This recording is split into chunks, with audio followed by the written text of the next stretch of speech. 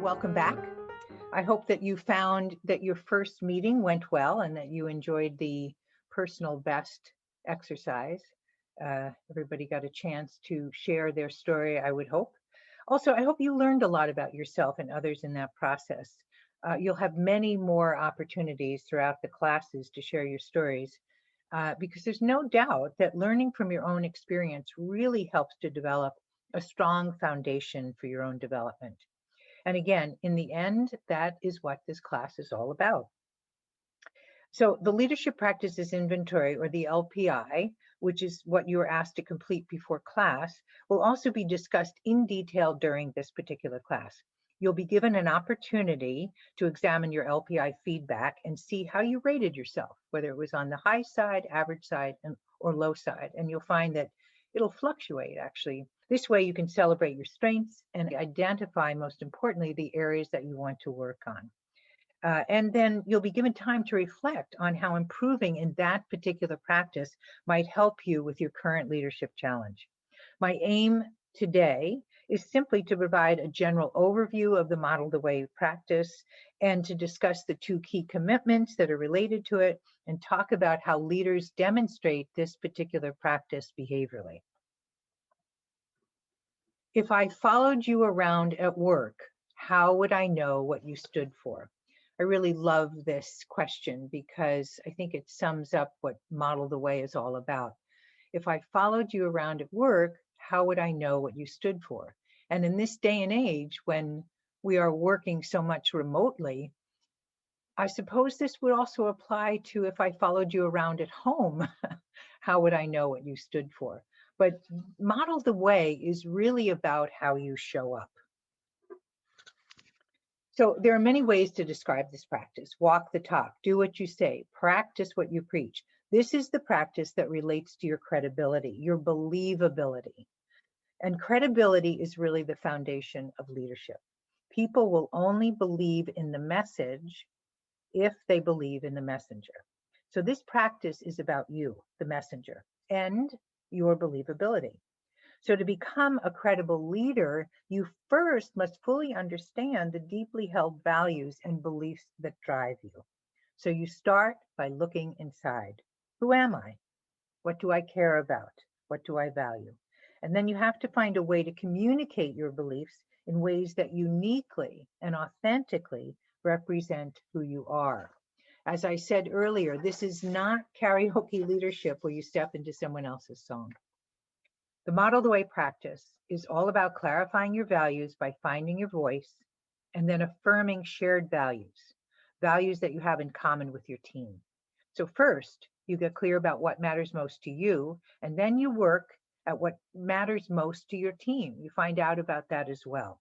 And then you set the example by aligning your actions with your values.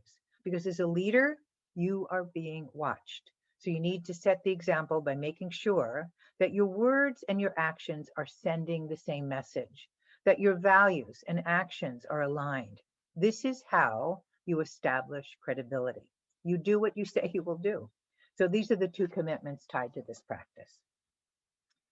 So how is Model the Way demonstrated behaviorally?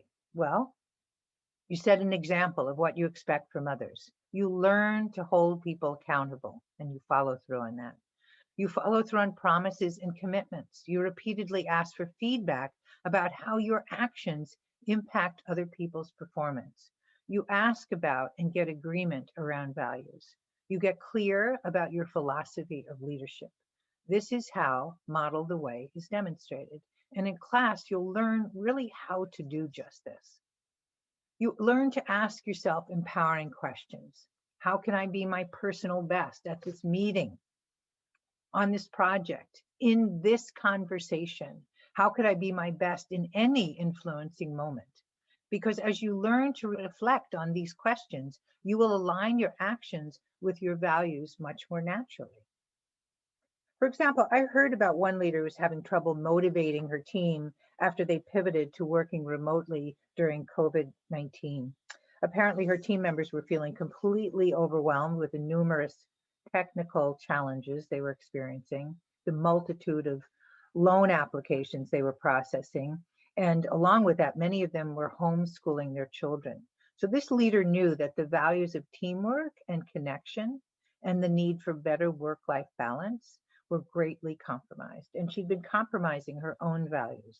Even though she was willing to tell her team how important it was to seek balance, she was routinely emailing everyone on evenings and weekends, sometimes sending a batch of emails. So her talk about balance was coming across really empty.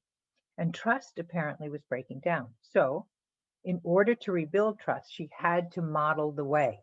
So during the next virtual meeting, she made it a point to express how much she cared about her team's well-being and asked everyone to share what they were feeling.